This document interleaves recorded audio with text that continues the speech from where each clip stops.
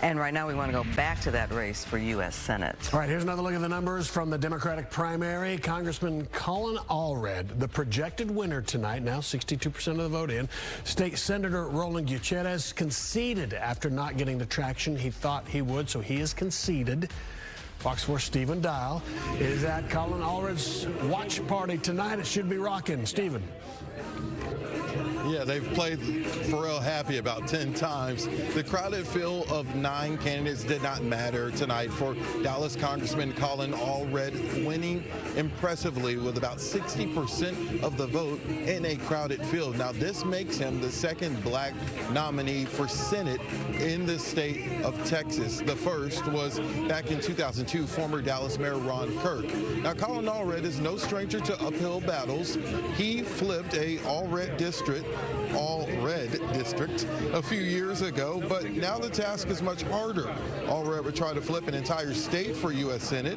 When he spoke to supporters moments ago, Allred said that this race will come down to we versus me, saying Ted Cruz only cares about himself. Senator Cruz is one of the most unlike senators in Congress, but he continues to win every time his name is on the ballot.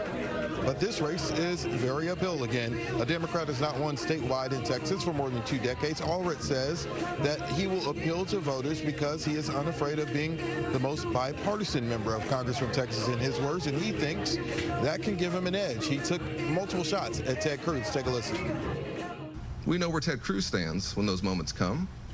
When 30 million Texans are freezing in the dark, he decides to go to Cancun. When our democracy was under attack, he's hiding in a supply closet. After he was the one who whipped up the mob, we know where he stands. Now, Allred, again, uphill battle, but he has some momentum tonight. He has a lot of money. He spoke to some supporters and then quickly left. I know the State of the Union is this week, and he plans to, of course, be in attendance. He still has his day job as the congressman from Dallas.